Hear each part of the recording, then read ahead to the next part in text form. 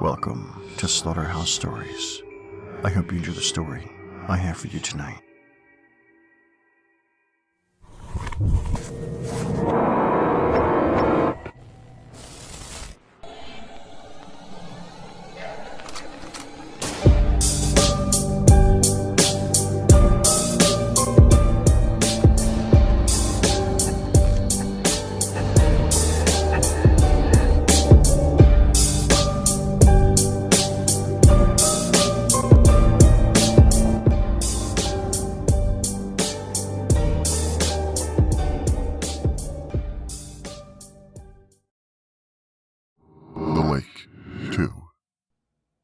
In spring of youth, it was my lot to haunt of the wide world a spot, the which I could not love the less. So lovely was the loneliness of a wild lake with black rock bound, and the tall pines that towered around. But when the night had thrown her pall upon that spot as upon all, and the mystic wind went by, murmuring in melody, then I would awake to the terror of the lone lake. Yet that terror was not fright, but a tremulous delight, a feeling not the jeweled mind could teach or bribe me to define, nor love, although the love were thine.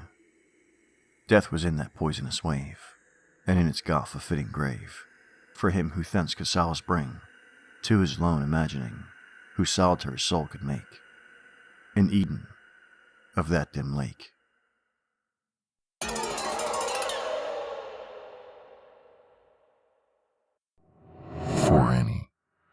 Thank heaven, the crisis, the danger is past, and the lingering illness is over at last, and the fever called living is conquered at last.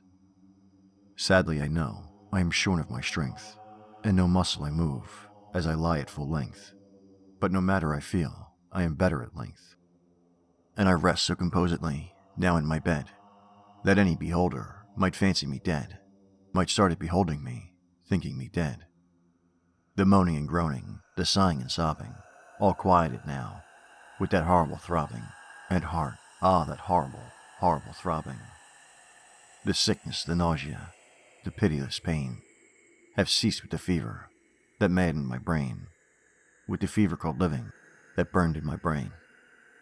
And of all tortures, that torture the worst has abated the terrible torture of thirst, for the Naphthaline river of passion accursed. I have drunk of a water that quenches all thirst, of a water that flows with a lullaby sound, from a spring but a very few feet underground, from a cavern not very far down underground. And let it never be foolishly said that my room it is gloomy, and narrow my bed, for man never slept in a different bed, and to sleep you must slumber in such a bed. My tantalized spirit here blandly reposes, forgetting or never regretting its roses, its old agitations of myrtles and roses. For now, while so quietly laying it fancies a holier odor about it of pansies, a rosemary odor commingled with pansies, with ruin the beautiful Puritan pansies. And so it lies happily, bathing in many a dream of the truth and the beauty of Annie, drowned in a bath of the tresses of Annie. She tenderly kissed me, she fondly caressed, and then I fell gently to sleep on her breast, deeply to sleep from the heaven of her breast.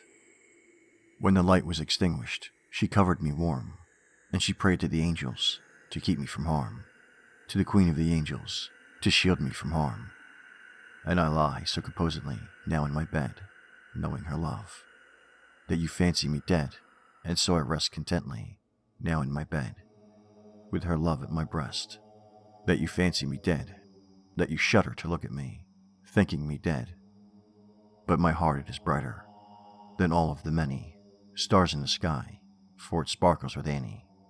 It glows with the light of the love of my Annie, with the thought of the light of the eyes of my Annie. That's it for tonight's story. But before we end things, check out the Slaughterhouse Stories podcast, available at all your favorite podcast sites. So download and subscribe. Be a listener, not a victim. And as always, thank you for listening. If you enjoyed tonight's story, please like, share, and subscribe. And until next time, Stay spooky.